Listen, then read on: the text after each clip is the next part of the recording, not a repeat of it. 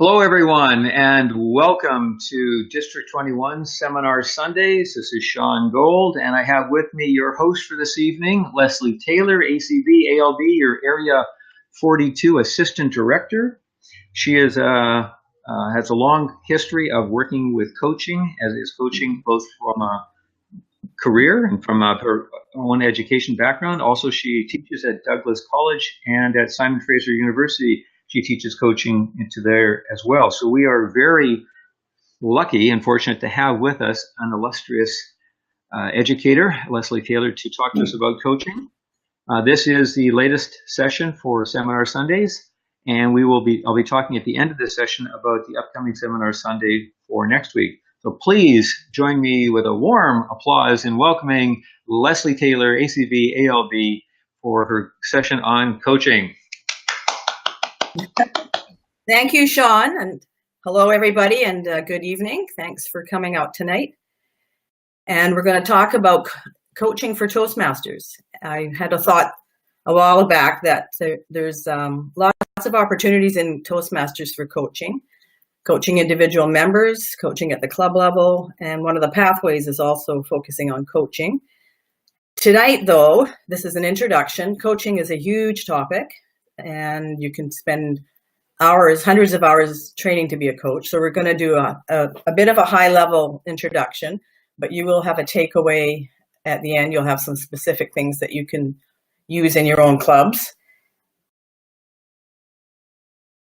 So without further ado, and this is my first webinar here. So, okay. So the objectives for the session, at the end of our time together tonight, you'll be able to explain the difference between coaching, mentoring, training, and consulting. Some important distinctions there. You'll be able to discuss the benefits of coaching for Toastmasters members. You'll be able to identify the elements of a coaching process. There are many different process approaches and models. I will share one with you. And you'll be able to describe the benefits of using powerful questions. Well, first of all, I'm very curious to know how many of you have been coached at some point in your career or in your life. And Sean's going to help with this. If you could let me know. It looks like that's all the votes that are in, so I'm going to close the poll. Oh. I think you had 87% had been coached before, and only 17% had not been coached. Okay, so that's good. And so if you have some experience with coaching, if you have questions as we go along, please ask me. I'll try to answer them. Now,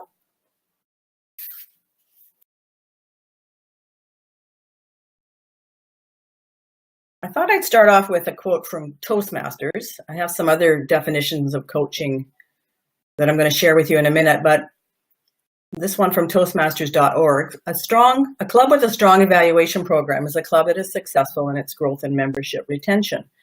A common trait among successful clubs is that their officers tune into their members' goals, help them achieve those goals, and celebrate their success formally. Somebody told me recently that one of the reasons that members tend to stay with clubs or move on, is because their goals are met. And I think a big part of coaching people is helping them to identify their goals early on. And I'm going to talk a bit about the relationship between a mentor, because we do assign mentors to new members, but within that role of mentor, you can also use coaching to make it much more effective. So what's the difference? We talk a lot about mentoring in Toastmasters. Many of us have been involved as consultants or have worked in organizations where there are consultants.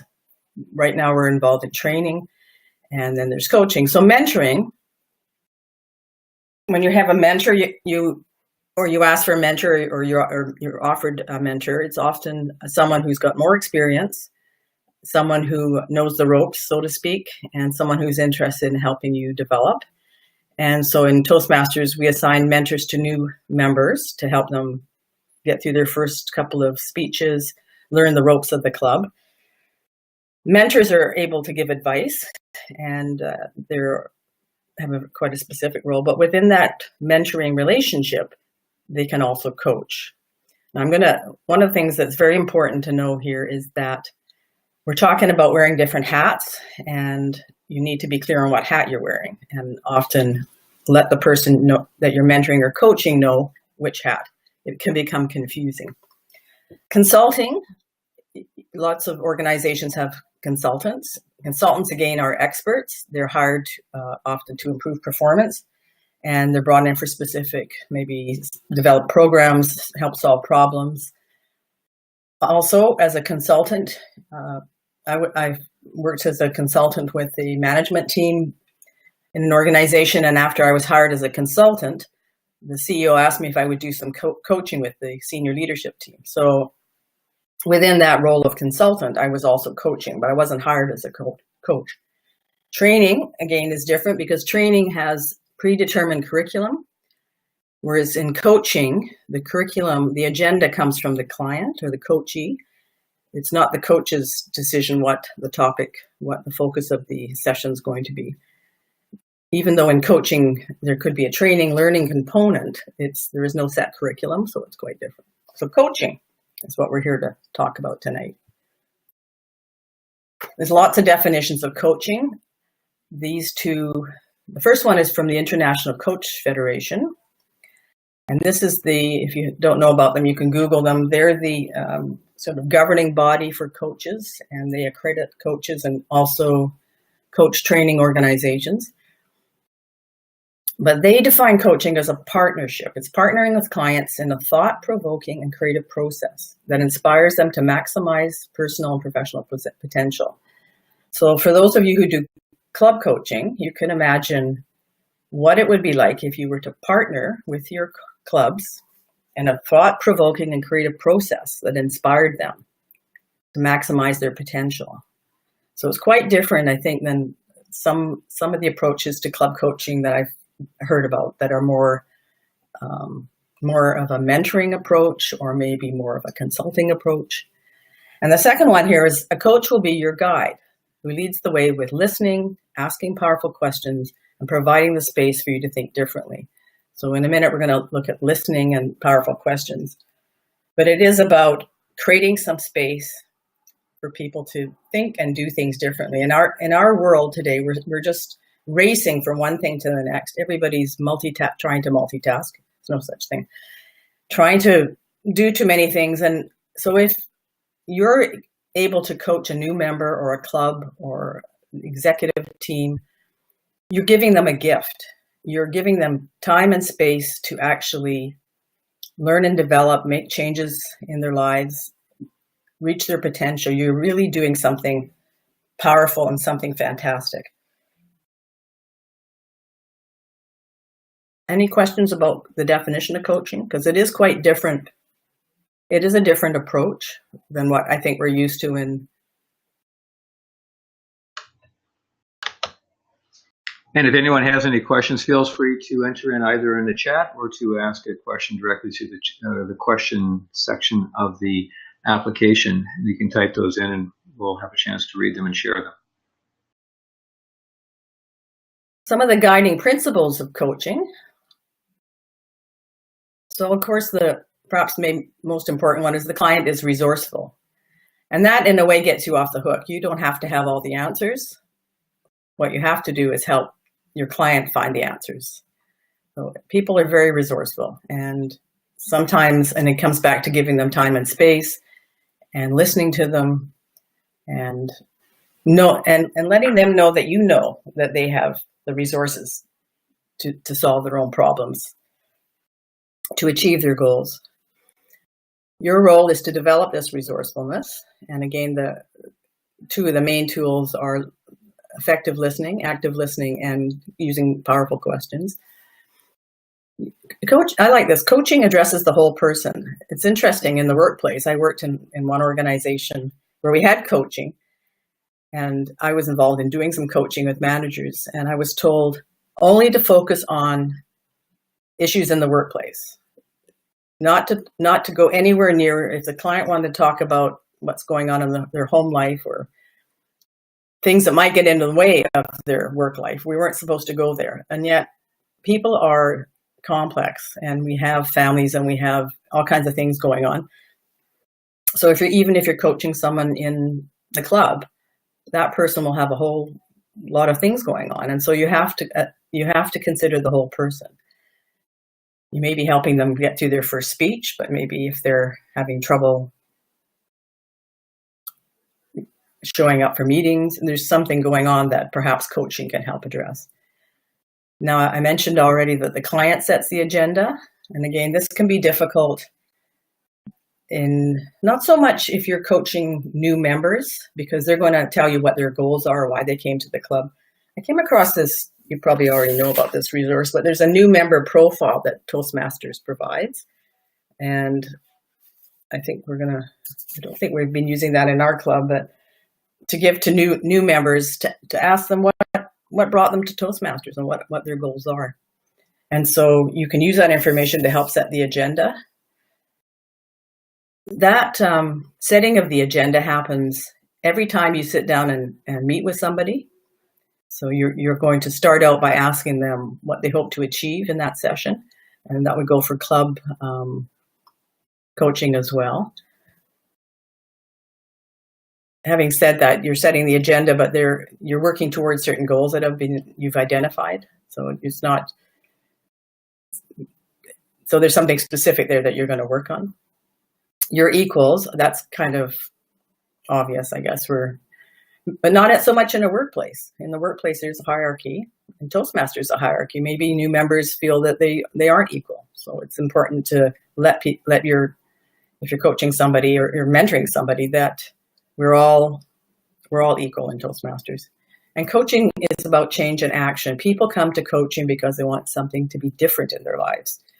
They are wanting to move forward. They want to reach their potential. And every coaching session has to end with some action. So it's not just about talking and listening and asking questions. I keep mentioning listening. Listening is something that we spend a lot of time doing, or we think we are, but maybe we're not listening all that well. The average person speaks at about 150 words per minute, but we can hear it at the rate of 1,000. So what do we do with that extra time? If I'm talking to Sean and or he's talking to me and I'm listening, what am I doing with that extra time? I'm looking for people to respond back. I'm hoping that they're going to jump in. Well, I'm going to throw in something while I'm waiting for people to type in some responses. And one of them is hopefully they're processing the message. Because I didn't know that I could hear 1,000 words a minute. I have a problem hearing in general, but if I can hear 1,000 words a minute, that's pretty impressive for me. But I think it's making sure that I'm processing the data. I like this comment from Jan about preparing what you're going to say next. Yes, that's a lot of us are busy doing that. And that kind of leads me into the next. In coaching, we talk about 2 levels of listening. Actually, they talk about 3 levels, but I'm just going to focus on 2. And the first one, the internal listening, is what Jan just mentioned. So we're having and this is this is what everybody does. It's not wrong. There's nothing. We're having a conversation and we think we're listening, but we're thinking about what we're going to say next, or what we're going to make for dinner, or this is boring, I don't really want to be here, or you notice somebody across the room's doing something. That's listening. That's your own stuff. So you're not really listening to the other person, although you appear that you are listening to them. Focus listening is where we want to be as coaches. This is where you really laser in and listen. You're leaning forward. You're tuning out all the distractions. You're being mindful. So if something does come into your head about something you'd rather be doing, you catch yourself and stop going down that path. And you're listening and the person knows you're listening. And you're listening for not just what they're saying, but you're looking at their body language. You're noticing their energy levels. You're listening in a whole different way. And that's what we need to do if we want to find out what is happening with people. Because if you're not listening in that focus way, you can miss a lot of the important meaning that comes out of the conversation.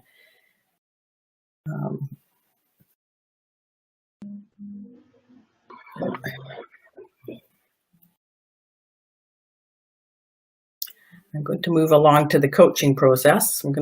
I'll come back to listening in a minute. Now, this is a useful way of looking at a coaching process, a coaching conversation. Now, the first thing at the top there is rapport. If you're not in rapport with people, they're probably not going to trust you, and they're not going to open up to you, and you're not going to have a very satisfying coaching session. Now, rapport is also something I noticed when I was looking at the Toastmasters club coaching materials. So when you're meeting with a club, especially in the beginning, you need to develop rapport with them. And that involves gaining their trust and also having mutual respect on both sides, respect. And of course, what helps to build rapport? And that, again, comes back to listening. And if they know you're really listening to them, and whether it's the individual or the group, they're more likely to respond and be willing to share and participate in the process.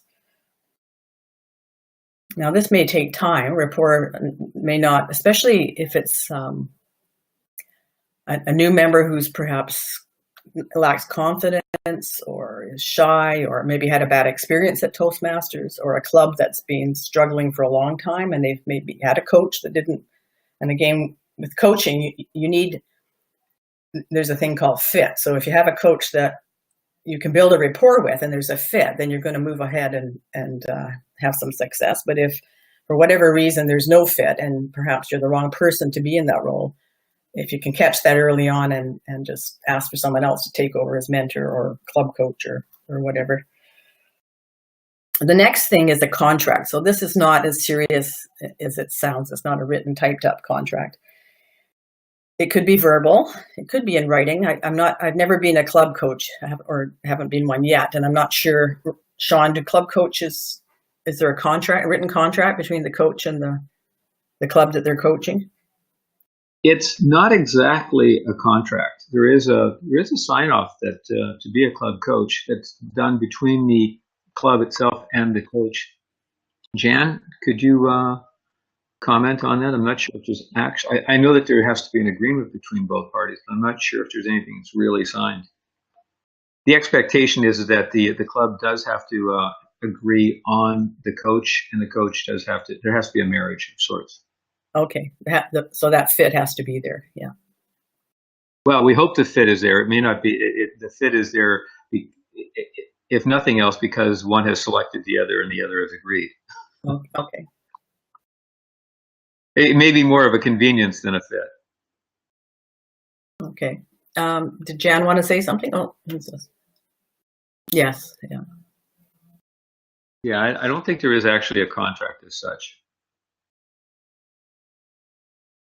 But I like the idea. There's a question.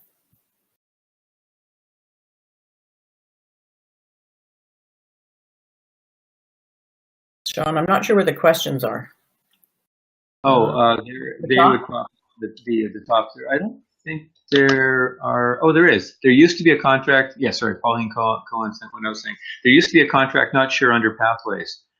There you go. That's the answer. So we're not sure.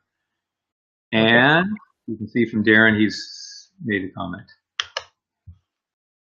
And he did not have to sign a contract. Okay. In the coaching world, the contract often looks at the roles. So to be clear on what the coach's role is, and verbal agreement. Okay, thank you, Darren. Timelines. So this, and especially if you're paying a coach, people, but it could be a mentor. I know for club coaches, it's quite specific that the coach is with the club until they reach a certain level, distinguished club. So With your individual members, you may want to negotiate how much time you're going to be available to do the coaching, and expectations on both sides. Now, the outcome frame, this is where the bulk of the action happens when we're coaching. And each coaching session would spend some time, most of the time here. And this is where the work gets done. So with coaching, and this would apply to our individual members and clubs, we often look at helping with creating a vision. So what are we wanting? What's the best result? What are we wanting to achieve here? What's our dream? And ideally, that's a fuzzy vision. The experts tell us a fuzzy vision. Yeah, distinguished club. Yeah, thank you. The fuzzy vision allows you to take advantage of other opportunities that show up. If you have something that's too concrete, you might miss out on opportunities. A mission statement, and I think that's part of the club coaching, is helping your clubs come up with a mission statement. And that's the kind of why they're in business, or why they're a club in the first place. It's always good to go over that. I'm going to talk a little bit about values here. Values are so important, and the values question is something or conversation is something that coaches almost always have with their clients. And we have our values for Toastmasters: integrity, respect, service, and excellence.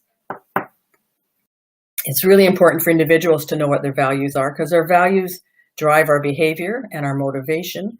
And if we're doing things that are in line with our values, whether it's work or speeches or working on our club, we're going to be much more motivated and engaged than if there's a disconnect.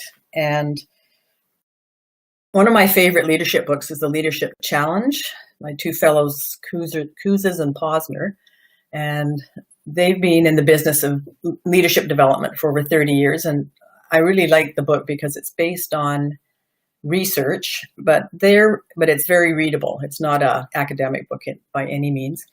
And they looked at leadership across the world, around the globe, and they looked at volunteers, they looked at students, they looked at executives, and they have repeatedly done this research over the years, and a lot of their examples that they learned are in the book. And they talk about values. And one of the things that I found fascinating was that and I think back to my own time working in organizations. Some of them, a lot of organizations, they put the values up on the wall, and it's very important for employees to buy into the values, to understand the values and to live the values. But what these fellows found was that that's all well and good, but the people that were the most committed, the most satisfied, and the most engaged knew their own values. So individually, they knew their values, and they knew the organization's values, and there was a marriage. And so if nothing, you don't do anything else after this webinar, I want you to go back, and if you're club coaching, do a values exercise with that club. And if you're working with individuals, at the end of this session, I'm going to give you my email address. And if you want to email me, I'll send you a values exercise that's very simple to use and very effective. You can use it with your family. And so values are very, very important. If you're coaching people and you can help them tap into a vision for the future, where they want to go, and they look at their values, and then when they develop their goals and they start to move forward and these things are lined up, there's going to be more energy and more motivation and more action. Other things that you can do in this outcome frame area, you can do a SWOT: strengths, weaknesses, opportunities, and threats. Setting goals. Of course, if you don't set specific concrete goals, then you don't know if you've achieved them or not. And then finally, action steps. And this is where you can request. So it's not all about the coaches and the client, the member, the coachee is in the driver's seat, but the coach also has, you're not just a passive. You can also request. At the end of the session, you can request, this is my request, would you draft, well, if it's a new member and they're struggling to write to do their first speech, you could request that they draft a speech, and then for accountability purposes, because this is important, ask them to email it to you. So something like that. In the club setting, you could also make requests at the end of the session that you're having. I'm assuming you work with the executive a lot when you're doing club coaching. At the end of the meetings, you could request that they do something that perhaps they've been struggling with, or you could ask them, well, you could put it to them. What will you do between now and our next session? But as long as you're taking action, and the whole accountability piece is, in coaching, we often ask people to email once if they've agreed to do something, once they've actually accomplished that task, to then email us, so that there's some built-in accountability. And then the value part is asking people what they're taking away from the session. So how is this being of value to you? And again, I think you can do that at the club level when you're club coaching. It reinforces that the work that you've done, and that it is a value. That's an important word. You're spending your time and they're spending their time, and you've done some work together. What are your takeaways from this session? That's a very quick coaching process. There are actually lots and lots and lots of things that you can do in this process. But we're going to do, this is just an introduction, so we'll have to, unless you have any questions, we'll have to leave it.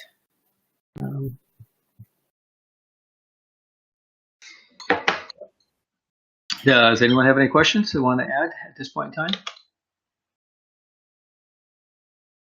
And I don't see any questions yet, so why don't you carry on? There you go. Okay, so the next part, we're going to look at powerful questions. So we've talked a little bit about listening, and then the other tool in the coach's toolbox is using powerful questions. And if you look on the internet, if you do a Google search, there's hundreds, if not thousands, of powerful questions. And again, I can send you some at the end of this session. I've got some typed up, and you could create your own powerful questions. But a powerful question is a question that makes people think, really. It's thought-provoking. Powerful questions tend to be questions that are open-ended. So they start with what or how. We're encouraged not to use why questions so much, and it depends on the context. If you have somebody, a member who's offered to, for the last 4 times they've said they were going to do a speech, and then they don't show up, and you're their mentor, saying to them, why haven't you, why are you doing this? That's a why question, which would put somebody on their defensive. But why questions can be used to elicit their values as well. So if somebody's you can see they're struggling, and they've told you at the beginning when you were doing the initial visioning and goal setting, they're really on track for a promotion, and it's very important to them. And that's one of the reasons they've come to Toastmasters. So you might say, I'm curious, Sean, when we first started out, you were enthusiastic about this. You were talking about your hope, your future, but you haven't been coming to the meetings, and I'm just curious as to why, what might be happening. So different ways of using why, but typically we're advised not to use it and to just use open-ended questions. I'll show you some examples in a minute. Powerful questions challenge assumptions, and they generate energy, encourage reflection. So if you're ask a question, powerful question, and the person stops, you're having a conversation and it's going back and forth, and all of a sudden they stop. You can tell if you've hit the mark and they're thinking, the wheels are going around, and they're processing that question, and that's a good thing. So that's where the listening comes in and being observant. So you don't jump in if there's a little pause. You let them think about it and come up with their own answer, solution. Powerful questions open up new possibilities, and they're simple and clear. And one of the challenges often with new coaches, or I've been told with introverts, I'm an introvert, is that we tend to have long meandering questions, or maybe string two questions together, and it's just confusing, and it's the opposite of powerful.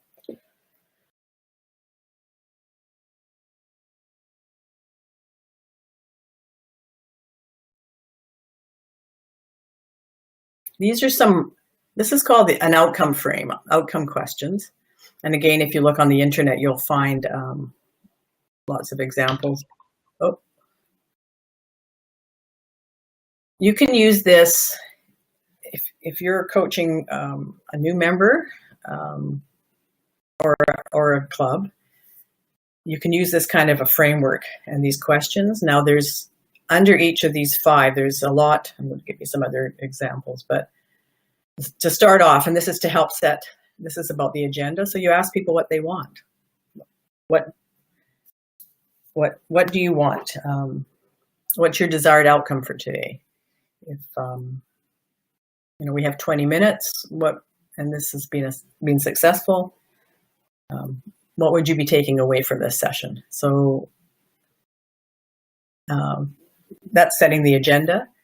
And then you get into how will you get it. So this is the meat, kind of the meat and potatoes, and you can have a free-ranging back and forth, looking at goals, looking at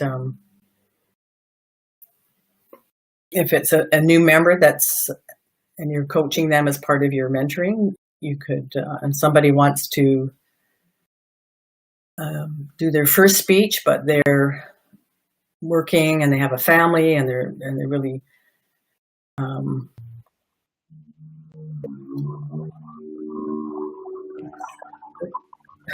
really busy. Maybe they keep missing they sign up and then they cancel, and they tell you that they're just they're having a really, really hard time finding the time to actually do the work on this. And so you might say, well, what have you tried so far? What support do you need to do this? How much control do you have over the situation?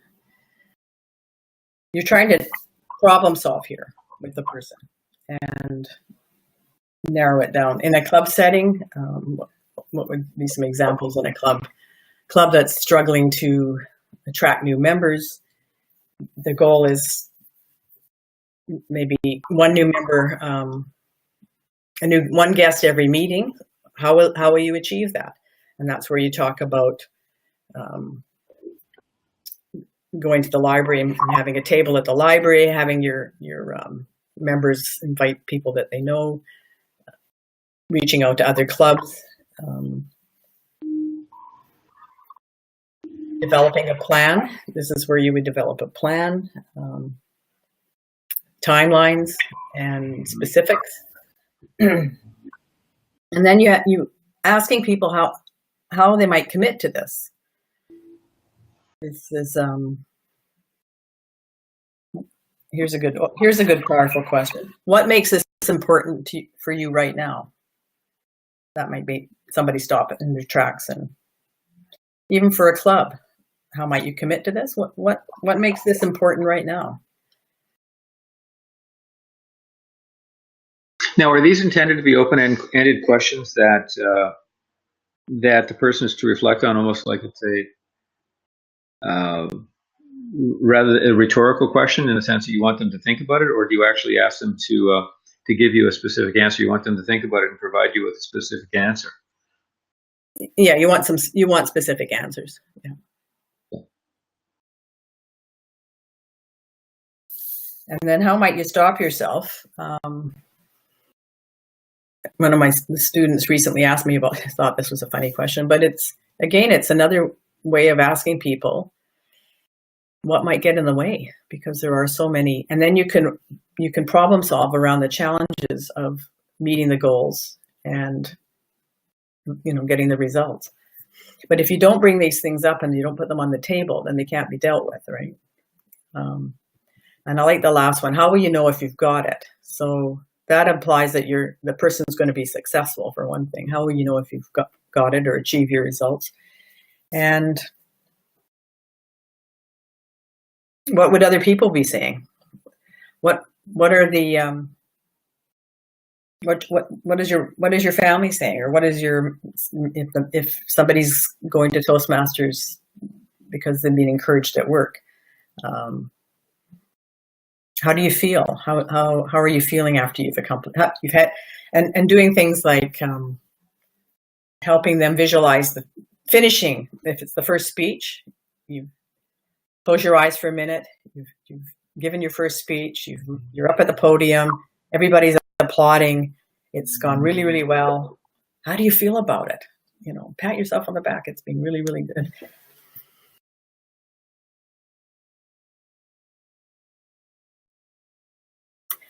Now, this is the miracle question, which is it's a bit more of a interesting, powerful question. And a lot of these questions and tools are, I'm not sure where I'm not sure of the origin, because they're used by most coaching schools and different people writing about coaching. Now, this is a question you could use for a club that's struggling as a way of creating a vision. It could be used in that context. So if you're meeting with the executive of the club and ask them to close their eyes, and you could say, suppose it's that at the end of the day, you go to sleep, and when you wake up, a miracle has happened. Your problem has been solved. Your club is now a distinguished club. What are the first things you notice that tell you this miracle has happened? And then let them, there's different ways of approaching this. You might get people to write down what they notice, because you've got introverts and extroverts. You could ask people to work in pairs, so talk to a partner. Sometimes that helps some people aren't comfortable talking in a group, or they're talking over each other, whatever. And then open it up to the larger group. And again, what would other people be saying about the positive changes?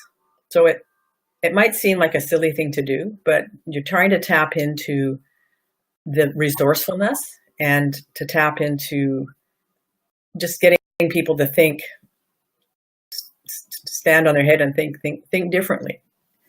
Not so much logically, but trying to be a bit more creative.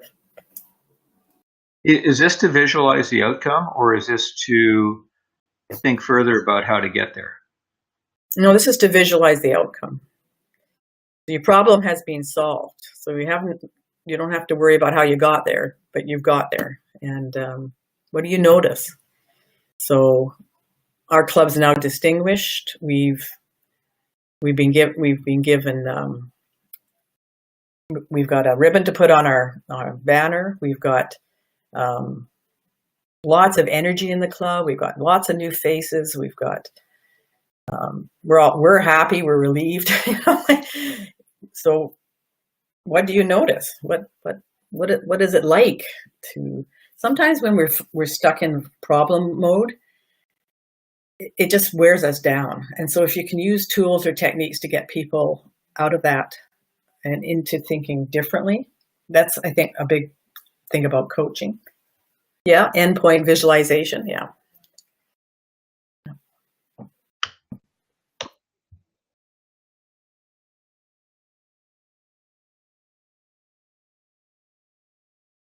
And there's lots of different tools to help with visualization, and that's probably something that club coaches could benefit from using. Different, there's visual tools. There's one of the tools that I've used before, and is called Writing a Letter from the Future. And I could send that to you. It's used it mostly with individuals, but it's and that one actually came from, there's a university in Sydney that teaches. It was, I think, one of the first universities to teach coaching, and they do research on coaching. Haven't given you that website, but it would be an interesting place to go and have a look around, because they have a lot of papers that they produce. But to get to the point, they use this letter from the future. And so what you ask people to do is think about a point in the future. It could be 6 months or a year, and things are going rather well. It's a bit like the miracle question, but this time you're writing it down, and you wanted to move to Vancouver Island and start a business, and but go into quite a bit of detail, and that's all. The prompts are in the tool, but you could probably adapt it for a club. Certainly use it with individuals. It's and then they bring it back to the coaching relationship, and then it's a starting point for a discussion. So they've and the other thing about individuals, everybody learns differently. So some people might enjoy writing, some people might enjoy making a vision board. You can make a club vision board, that could be fun. Visioning is so powerful. If you don't have a vision or a dream, it's sometimes hard to be motivated. So individual and club level, I think.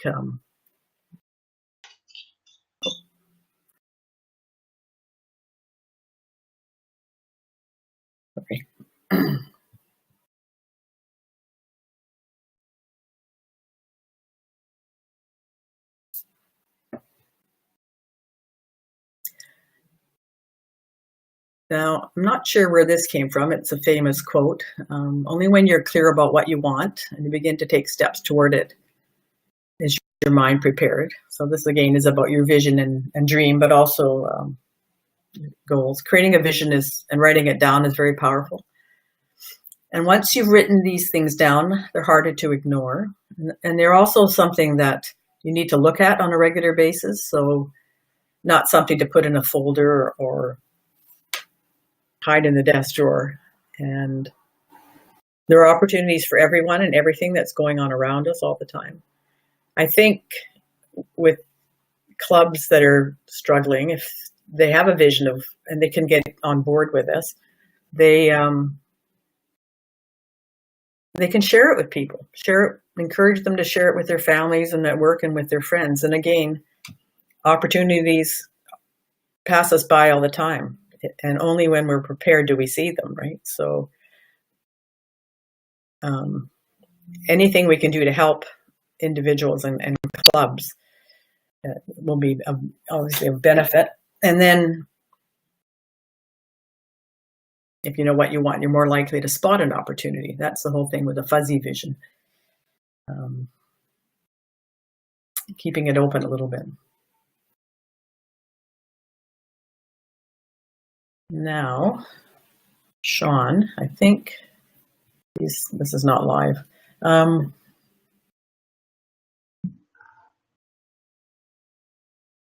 Yeah. I'll run out of materials here. No problem. We don't have to drag this on. We just open it up and let people ask some questions. Is that what you were looking for? Yes, that would be great. Okay, so you have got a couple of resources here. You want to give us a little bit of an overview of what these two resources are? Okay, the Coaching Tools Company is, I think it's run by one individual. You can sign up for her newsletter, and she's very generous with free coaching tools, and everything's very, very high quality. So she sends out with her newsletter every week articles, and she has guest blogging, and there are tools and course, you can buy, everybody's selling things, but there's a lot of free stuff on that website. And Mind Tools, if you haven't, the first one is specific to coaching. Mind Tools is broader. It's an excellent website to do with coaching, leadership, wellness, anything to do with the workplace. They also have a lot of free tools. They have a lot of articles. You can get a newsletter sent to you every week. They provide workbooks and a lot of the things, if you're interested in learning more about goal setting and SMART goals, if you're want to learn about visioning, they have all kinds of information on that website. So I would highly recommend those two. And what was you gave a reference to an Australian website? That's the University of Sydney coaching program. And I don't have the information here, but I could certainly get it for people.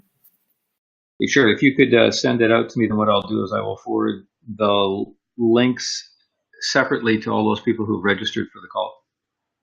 Whether they've attended or not, if they've registered for it, I'll give them the links. But it won't go with the recorded version that goes to YouTube and gets posted on our website. Now, I also have an ebook that I wrote a few years ago, and it's actually a little bit of a mini coaching book.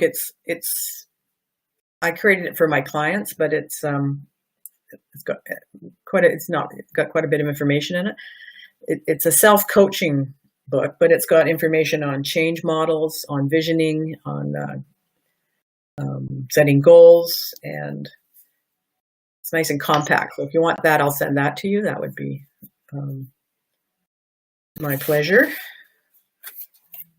There's a little bit of overcoming resistance to change is a big part of coaching too. And I'm sure the club coaches out there would be aware of the challenges of helping people who are struggling and maybe frustrated and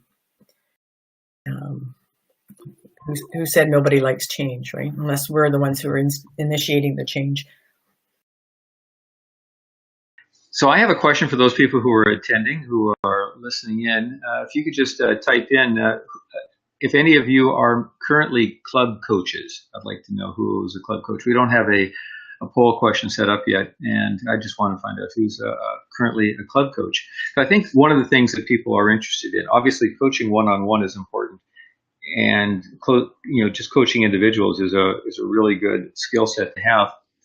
I think that coaching clubs is probably an area that many of us from a Toastmasters point of view, and especially people like Jen, are very interested about, because we want to make sure that we've got that.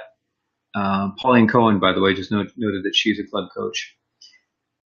The value of being a club coach is that there's access to becoming a distinguished Toastmaster. If you have a club becomes successful or becomes distinguished while you're a club coach, that gives you credit towards that distinguished status. However, getting a DTM. However, it's difficult to coach a club, and I've coached a couple of clubs. One of them was successful, one of them was not. And I like some of the things you've added in here and provided us. And I think the visualizing what the end goal is like is really important. Because I once asked a club what their goal was, and their goal was to be a social club and just have fun and not focus on any of the distinguished club program goals that are there. And I still continued to coach them for a few more months before I realized that they were just going to be a social club and they weren't going to do anything significant. So I think there's some importance in asking people what that end goal looks like. So that visualizing, I think, is very important. And I didn't see anyone else pop up and indicate that they were a club coach. So we've got one who's indicated that she's a club coach at this point in time. So maybe the other interest is around individual coaching, maybe where it's at. So a couple of points. Darren has asked if the ebook will have info on the values exercise and the miracle question. There is reference to values, but it doesn't have the values exercise, but I can certainly make that available. Okay. And it also doesn't have the miracle question, but I can make that available. And then the other thing that I forgot to mention is that the whole thing about coaching, whether it's individually or with a group, it's people have to want to be coached. They can't be forced on them. And so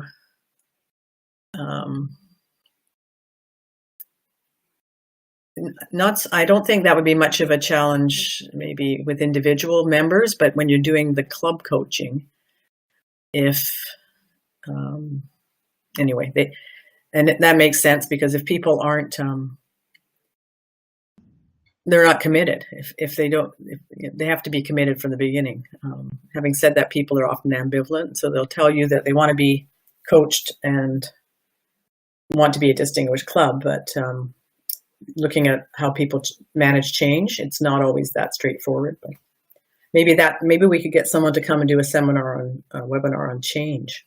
That would be valuable. Well, how do you know when you've signed a contract, or whether it be a verbal contract or not, that the person is really committed? At what point in time do you say, this person is not serious? Oh, I think people, it becomes pretty evident. They don't come to they change the appointments. They don't do, it's about accountability. So they've agreed to do something and they don't do it. And at some point you have to have a conversation with them, and either they're wasting everybody's time and sometimes and money. Sometimes if you have that, and the thing about coaching is you're not a coach to be someone's friend or to be liked. You're there to help them achieve the outcome, right? You want them to succeed. And so at some point you have to have a difficult conversation. You have to put it on the table, and you have to talk to them and see if they want to continue and, renegotiate a contract or maybe end the coaching.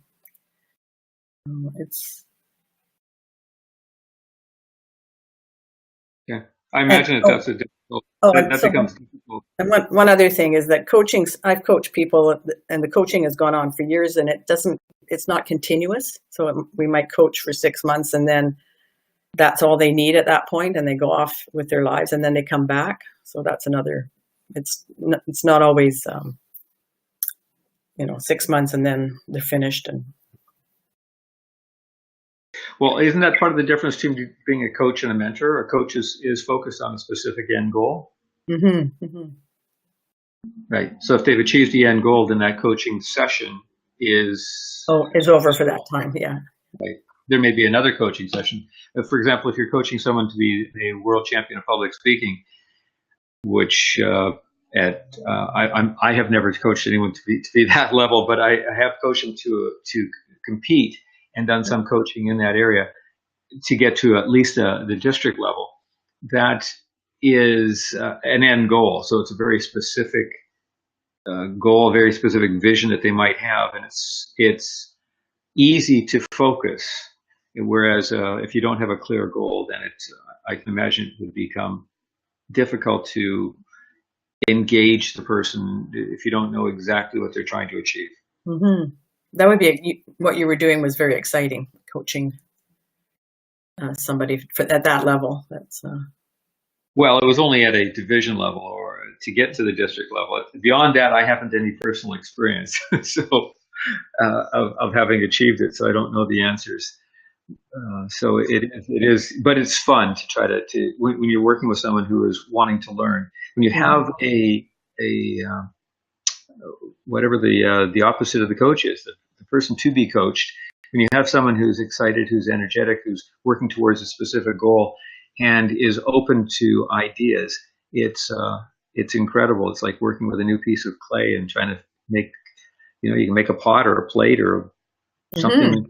Animal, it's whatever you're trying to achieve at that point in time is the person's flexible, malleable, and willing to learn. That's a fun thing. When they're not so willing to learn, that's where the challenge is. And is it the goal or the role of the coach to motivate them, or is it the role of the person to be that wants to be coached, that is requesting the coaching? is it their responsibility to stay motivated? Well, it's hard to stay motivated all the time, and I think the coach has a role, and that could be using the different tools and techniques that they're using. Recognition comes in, celebrating successes, and life is up and down, so recognizing that as well, right? But I think motivation, coming back to people's values, helping them connect with the bigger picture, that they're keeping that dream, visible. And one of the things that excites coaches that you were just referring to is when people have a transformative moment where they actually have the aha and they make the big leap forward. And that's sort of something that we all hope will happen. It doesn't always happen, but I've had that happen a few times. One client I was coaching, she was trying to find a job, and I was coaching her on the phone and had used a visualization exercise that we do, which involves people using stepping stones. So they're actually walking through a series of questions, looking at their vision, their values, their goals. Anyway, she got off the call, and then she emailed me and she said she'd had an epiphany. And I thought, well, what? And she ended up completely doing a 360, ended up getting her dream job in higher education, went on to do a PhD. And but we'd had a lot of slogging before we got to that point. And sometimes it seems like a struggle because she was motivated, but it was more plodding along than actual. And then she had the aha, which sort of made it all worthwhile, but it doesn't always happen with people. But if you have the right combination of desire and helping them to tap into their energy and values, and having some successes early on and repeatedly, and building on your successes. That's excellent when that does happen. All right. I don't see any more comments or questions coming up from the attendees, so we're going to be wrapping this up shortly. I wanted to remind everyone that there is a Seminar Sunday next Sunday night, same time, same location. This one will be on conducting an effective meeting, club meeting. We want to make sure that we all understand how to do one that's effective, that makes it enjoyable for the audience, for your members, for guests, and makes it a great experience for all, and it is effective and professional, and everyone has a great time with it. So stay tuned for that one next week. And I'd like to thank you, Leslie, for an amazing training session on coaching, and we'll be sending out the links to everyone who's registered. Again, thank you all for attending. And any last word, Leslie? No, I know that we have a room full of great coaches here, and wish you lots of success, and I'll be looking forward to hearing some stories from you next time I see you. And with that, thank you very much. We'll end this Seminar Sunday. Stay tuned. We'll talk to you all next week. Take care and bye for now.